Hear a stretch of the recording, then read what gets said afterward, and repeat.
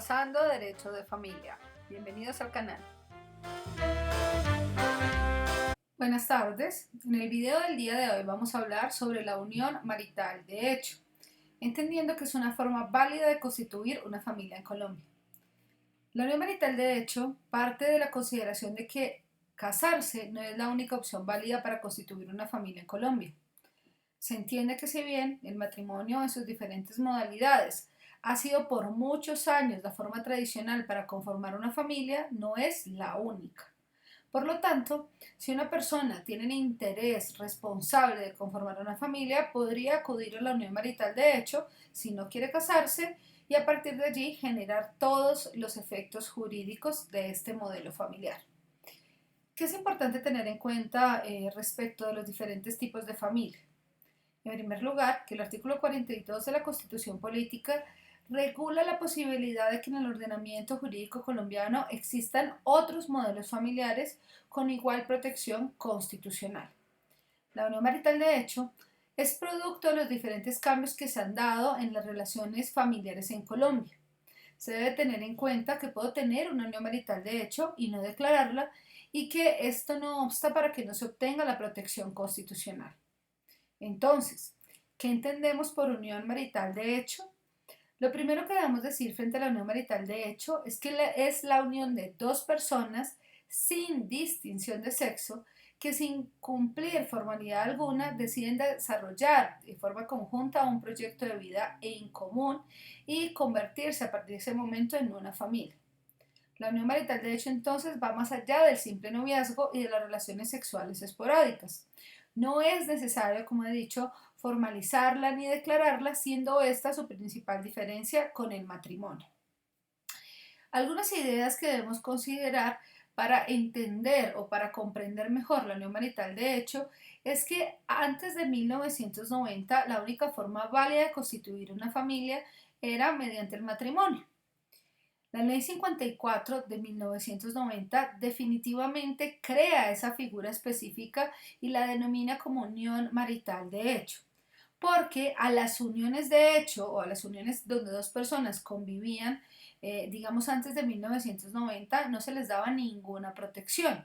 Se consideraban uniones extramatrimoniales y posiblemente eran mal vistas en sociedad. Se hablaba del concubinato, del dañable y punible ayuntamiento, de la barraganería y en principio estaban aisladas de las formas familiares y de la consideración de una familia, más en el plano social y cultural que en el plano jurídico, ya que incipientemente el ordenamiento jurídico comenzó a generar una especie de protección a través de la consideración de que se daban sociedades de hecho civiles, no familiares, entre ese hombre y esa mujer que antes de 1990 convivían sin estar casados. Y si se lograba probar que existía un ánimo de asociarse y un aporte, era posible obtener alguna protección, al menos patrimonial, en estas uniones. ¿Cuál era el problema? Uno, que debía probarse el aporte, es decir, que el trabajo doméstico, si se daba, debía probarse. Y dos, que debía probarse el ánimo de asociarse. Se comenzó a entender que las personas más desprotegidas en este tipo de uniones éramos las mujeres y que por lo tanto las mujeres al estar en una inequidad debíamos tener un régimen que nos protegiera y fue por eso que se creó inicialmente la Ley 54 de 1990. Su justificación, o mejor, una de sus justificaciones fue precisamente generar un sistema de protección para las mujeres. Y a partir de allí se podía entender que esa convivencia permanente podía generar tanto efectos personales como efectos patrimoniales, sin necesidad de entrar a probar, por ejemplo, el aporte. Obviamente la Corte Suprema de Justicia desarrolló esa teoría del aporte para de alguna u otra manera proteger a los compañeros o a las personas que decían vivir libremente antes de 1990.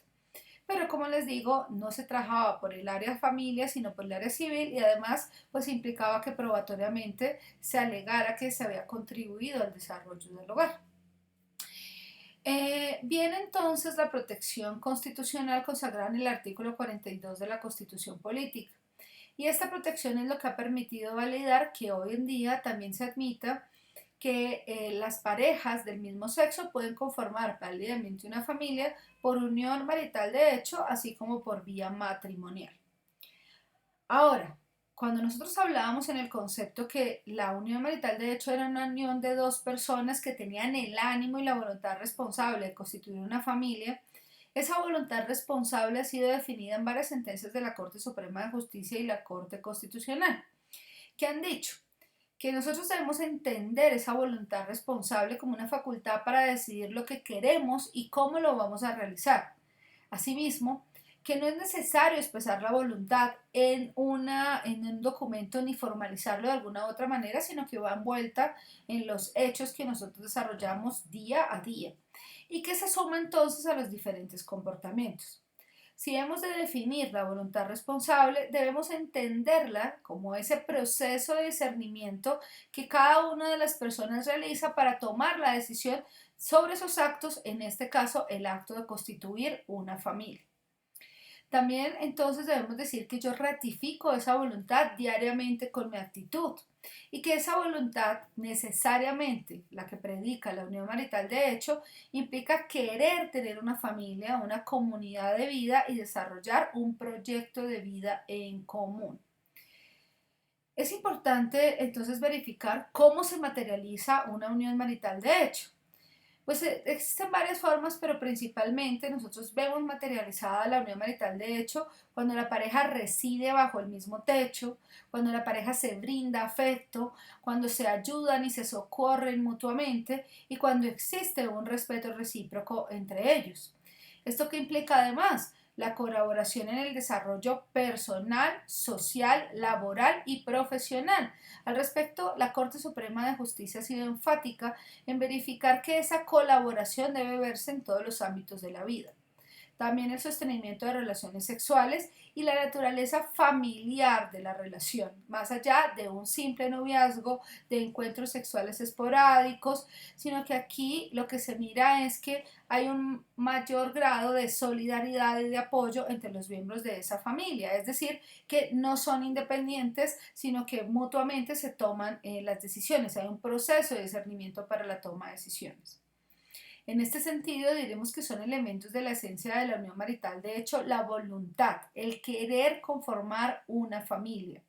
La exclusividad de la unión, no podemos sostener públicamente una unión marital de hecho y luego pretender que se nos reconozca otro vínculo y también compartir esos aspectos más fundamentales de la vida, o sea, tener proyectos de vida en común. La Corte Suprema de Justicia ha definido al menos dos elementos, unos fácticos y otros subjetivos. Podemos profundizarlos en sentencias como la sentencia CSJ 239 del 2001. En esta sentencia nos dice específicamente que dentro de los elementos fácticos debemos ver la convivencia, la ayuda y socorro mutuos y las relaciones sexuales. Y dentro de los elementos subjetivos, el ánimo de permanencia, la unidad, las actividades sociales conjuntas como familia o la llamada affectio maritalis. ¿Qué es importante entonces? Que se vea que es un lazo amoroso que pretende conformar una familia que implica cumplir esos aspectos esenciales de la vida y no un simple noviazgo o relaciones sexuales esporádicas, que no se tengan, digamos, relaciones paralelas con otras personas, pero aquí hay que aclarar que si se encuentra que uno de los compañeros tiene una promiscuidad sexual, ello no desestima por sí sola la unión marital de hecho, porque esa promiscuidad sexual a veces no es comprendida ni es conocida por el otro compañero. Entonces lo que hay que ver es que si existe promiscuidad sexual o amoríos con otros, esto, digamos que no sería del resorte del ámbito familiar y no sería conocido por los demás, que públicamente, a pesar de que en mi vida privada pueda tener amoríos o promiscuidad sexual, públicamente tengo una única pareja exclusiva y con esa pareja he querido conformar una familia, he querido compartir la vida, formar una unidad indisoluble. ¿Esto qué significa? Afecto, cohabitación, permanencia, estabilidad, continuidad, esa permanencia en el tiempo. Cuando hablamos entonces de la unión marital, de hecho, también vemos como elementos esenciales, además de esa voluntad responsable de conformarla, la permanencia y, como hemos venido mencionando, la singularidad. Entonces, ¿qué entendemos? Que la pareja tiene una forma de vida en la que comparte con el otro voluntariamente, que es estable, que es diferente a esas relaciones temporales o ocasionales, que hay una duración, que hay una constancia, que hay una perseverancia en la relación, una estabilidad, y que la singularidad estaría referido entonces a que solo dos personas sin distinción de sexo son las que hacen parte de esa relación, diferente, como les digo, a la promiscuidad sexual. Es decir, que yo públicamente solo tengo esta familia sin que exista otra familia de la misma categoría. ¿Cuándo aparece entonces la voluntad? Aparece la voluntad en que la pareja tiene metas presentes y futuras conjuntas, que la pareja comparte de forma casi que permanente, que hay un respeto, que hay una ayuda y socorro mutuos, que la pareja de forma clara y unánime actúan como si fueran una familia, como si conformaran una familia, porque recordemos que no hay ninguna formalidad en la unión marital de hecho. No es necesario, como les decía entonces, exteriorizar esa voluntad de querer conformar una unión marital de hecho, o sea, exteriorizar o formalizar algún documento o escritura pública. Se puede hacer, pero no es necesario. Uno puede ver de la relación de la pareja, de los hechos, que existe esa relación y que esa relación además es pública, además es notoria. Los demás, mis vecinos, mis familiares, mis amigos más cercanos pueden ver que existe entre nosotros esa unidad como familia y esa construcción de metas conjuntas. Ahora, es importante determinar que para la unión marital de hecho entre parejas del mismo sexo, muchas veces por la discriminación a las que son sometidas culturalmente o socialmente, esas parejas del mismo sexo no hacen notorias o públicas sus uniones, lo que no significa que no tengan una unión marital de hecho. Habría que entrar a probar que existen esas metas compartidas, que existe ese proyecto de vida en común y que al menos la esfera más íntima de la pareja, que no necesariamente es la familia, conozca y pueda declarar que entre ellos sí existía una unión marital. De hecho, al menos es el núcleo más cercano de la pareja, que en muchos casos el núcleo más cercano no son los familiares. La unión marital, de hecho, produce dos tipos de efectos. Uno son los efectos personales, que es toda esa protección que se da entre la pareja, ese apoyo, esa solidaridad, y esos efectos personales, esa solidaridad, ayuda, socorro mutuo, esa permanencia, implica que incluso yo puedo solicitar una protección por violencia intrafamiliar en caso de que mi pareja me violente. Pero también surgen unos efectos patrimoniales, es decir, se puede conformar una comunidad de bienes en la que no tiene importancia quién compra el bien y cuáles son y si los recursos solamente son aportados por uno de los socios. Lo importante es que se adquiera el bien durante la vigencia de la unión marital de hecho y que se entienda que pertenece a la sociedad. Entonces, se forma entre los compañeros permanentes que están en una unión marital de hecho una sociedad patrimonial de hecho y se denomina sociedad patrimonial de hecho a esa comunidad de bienes que se adquieren durante la vigencia de la sociedad, activos y pasivos también que se adquieren durante la vigencia de la sociedad y que le pertenecen común y pro indiviso a los dos socios. Ahora, es importante entender que la sociedad patrimonial de hecho no se genera de forma automática, como si pasa con la sociedad conyugal en el matrimonio. Para que exista una sociedad patrimonial de hecho, debo tener una unión marital de hecho y esa unión marital de hecho perdurar por al menos 2 años. Entonces comienza la sociedad patrimonial de hecho desde el primer día de la convivencia en la unión marital de hecho, pero se consolida y puedo alegar sus efectos jurídicos ante un juez luego de transcurridos al menos 2 años. ¿Esto para qué? Para darle una estabilidad a la pareja. Entonces debe existir la unión marital de hecho y la unión marital por al menos 2 años y se toman los bienes desde el primer día de inicio de la unión marital. Si yo logro convivir con una persona por al menos 2 años o más, ya se forma una sociedad patrimonial de hecho y puedo solicitar que todos los bienes adquiridos desde el primer día de convivencia hasta el último se ingresen a esa comunidad de bienes y se dividan por partes iguales entre los dos socios, tanto los activos como los pasivos. Entonces se presume que existe la sociedad patrimonial de hecho cuando hay unión marital y esta lleva al menos 2 años. Se pide que no exista ningún impedimento legal para contraer matrimonio. y digamos que los impedimentos se ven como aquellas circunstancias que impiden que pueda celebrarse un matrimonio. Pero si hay un matrimonio, dice la norma, y se tiene un matrimonio anterior en algunos casos, y yo tengo una sociedad conyugal, por ejemplo, estaba casado y luego me separo de hecho de mi esposo o esposa e inicio una unión marital de hecho, la sociedad conyugal que yo tengo de mi matrimonio, que no digamos, de ese matrimonio que todavía está vigente, la sociedad conyugal debe estar al menos disuelta para que se forme la sociedad patrimonial de hecho. No es necesario liquidarla, la ley 54 del 90 antes decía que se debía liquidar, pero por sentencia C 193 del 2016 y sentencia C 700 del 2013, la Corte Constitucional aclara que solo es necesario que la sociedad conyugal anterior esté disuelta. Si está disuelta, se puede conformar la sociedad patrimonial de hecho. ¿Por qué se ve esto? Porque la Corte Constitucional y la Corte Suprema de Justicia consideran que debe disolverse previamente la sociedad conyugal y que no se garantiza en nuestro país una coexistencia de sociedades de este tipo. Entonces se busca evitar precisamente la coexistencia de sociedades de bienes familiares. No pueden coexistir sociedad conyugal y sociedad patrimonial. Para que surja la sociedad patrimonial debe estar disuelta la sociedad conyugal anterior. O si yo tengo una sociedad patrimonial y me caso, el hecho del matrimonio disolvería la sociedad patrimonial de hecho.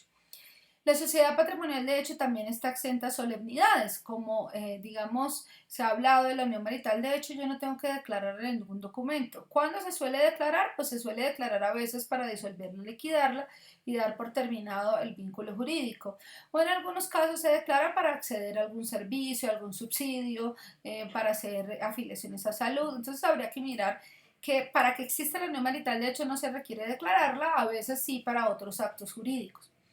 Las reglas en una unión marital de hecho son diferentes a un matrimonio, por lo tanto, para una unión marital de hecho, digamos que el análisis probatorio es diferente, puedo acudir a testimonios, a documentos que haya firmado entre la pareja, la existencia de hijos, son hechos que nos llevan a comprobar que puede existir una unión marital de hecho.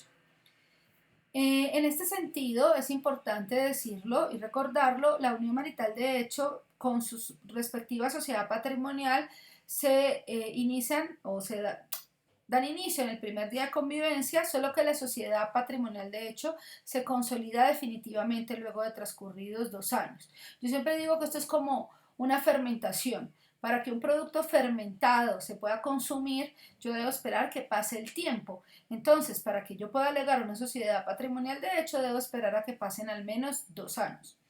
La Corte Suprema de Justicia en una sentencia muy importante, la SC 4829 del 2018, establece que haciendo una hermenéutica de forma correcta, se comprendería entonces que la sociedad patrimonial de hecho se conforma cuando existe unión marital de hecho y esta continúa por más de 2 años y que es necesario haber disuelto una sociedad conyugal si la hay. ¿Para qué entonces yo declararía una unión marital de hecho o una sociedad patrimonial de hecho? Pues para perseguir los efectos jurídicos, normalmente los patrimoniales de la unión, y pues más con fines probatorios. ¿Qué normas regulan la unión marital de hecho? La ley 54 de 1990 y la ley 979 del 2005. En esta ley 979 del 2005 se habla que yo puedo probar la existencia de una unión marital de hecho por diferentes medios y que podría declararla de mutuo acuerdo ante un notario por escritura pública, en un acta de conciliación en un centro de conciliación o acudir ante un juez para que éste la declare por sentencia judicial. Entonces, existe aquí diferentes medios de prueba. Podríamos tener en cuenta la cohabitación y probar esa cohabitación, el ánimo de constituir una familia, la exclusividad, la solidaridad, la permanencia que dista del simple noviazgo, las relaciones sexuales esporádicas. Y como les decía, es importante tener en cuenta que la notoriedad o la publicidad de la relación en parejas del mismo sexo pues puede variarse en el sentido de que por discriminación o por razones de privacidad la pareja no quiera revelar a todo el mundo que tiene una unión marital, pero si su esfera más íntima conoce que ellos sí quieren conformar una familia y que esa familia, digamos, es una familia permanente y que claramente el interés de la pareja es tener una familia y no otro. Espero con esto haberles dado un poco una vista, un panorama general de la unión marital de hecho. Muchas gracias. Bueno, espero que les haya gustado el video del día de hoy. Por favor, manito arriba si les gustó. Envíenme sus preguntas, déjenme sus comentarios y suscríbanse a mi canal. Hasta pronto.